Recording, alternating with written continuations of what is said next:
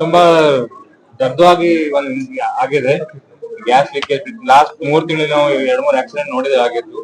ಇದು ಅವೇರ್ನೆಸ್ ಬರ್ಬೇಕು ಎಲ್ಲರಿಗೆ. ಮುಂಚೆನ್ ಯಾರು ನಾಕ್ ಟರ್ನ್ ಆಫ್ ಮಾಡೋದು ರಾತ್ರಿ.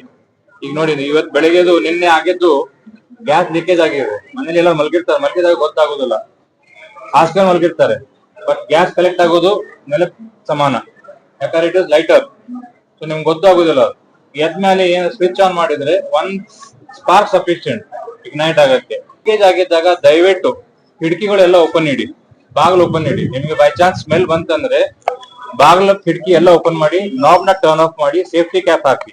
ಗ್ಯಾಸ್ ಇದು ಇಮಿಡಿಯೇಟ್ 1906 ಅಂತ ಹೇಳಿ ಒಂದ್ ನಂಬರ್ ಇದೆ, 1906.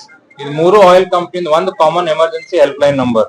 ಈ ನಂಬರಿಗೆ ಕಸ್ಟಮರ್ ಫೋನ್ ಮಾಡಿದ್ರೆ 2 ತಾಸು ಒಳಗೆ ನಮ್ ಹೆಲ್ಪ್ ಲೈನ್ ಮೆಕ್ಯಾನಿಕ್ ಆ ಮನೆಗೆ ಬರ್ತಾರೆ ಮತ್ತೆ ಅದನ್ನ ಚೆಕ್ ಮಾಡ್ತಾರೆ ಏನಾಗಿದೆ ಅಂತ ಹೇಳಿ. 2 ತಾಸು ಒಳಗೆ ಬರ್ಬೇಕು.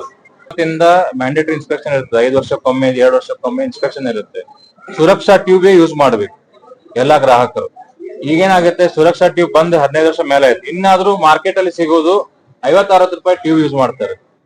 ಅವಾಗ ಆಕ್ಸಿಡೆಂಟ್ ಆಗೋ ಚಾನ್ಸ್ ಜಾಸ್ತಿ ಇರುತ್ತೆ. ಆದ್ರೆ ಹುಬ್ಬಳ್ಳಿ ಧಾರವಾಡ ನಗರ ಕ್ಷೇತ್ರ ವ್ಯಾಪ್ತಿಯ ಅಶೋಕ್ ನಗರ ಪೊಲೀಸ್ ಠಾಣಾ ಸ್ಥಳದಲ್ಲಿ ನಿನ್ನೆ ಒಂದು ಘಟನೆ ನಡೆದಿದೆ.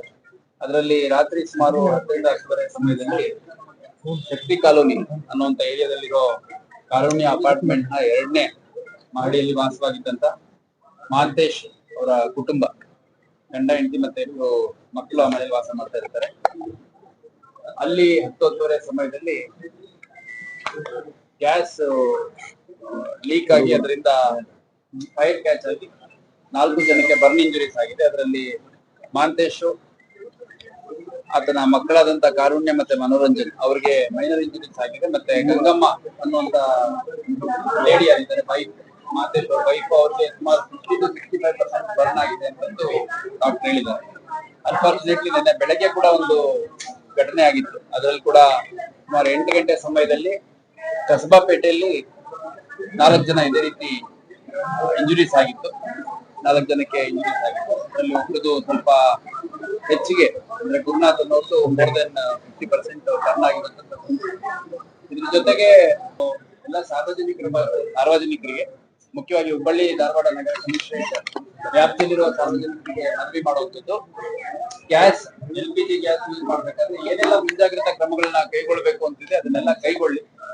ಭಾರತ್ ಗ್ಯಾಸ್ ಅವ್ರು ಬಂದಿದ್ದಾರೆ, ಅವರು ಆ ಎಲ್ಲ ಮುಂಜಾಗ್ರತಾ ಕ್ರಮಗಳ ಬಗ್ಗೆ ಸ್ವಲ್ಪ ಬ್ರೀಫ್ ಮಾಡ್ತಾರೆ. ಮತ್ತೆ ಇಲ್ಲೇ ಒಂದು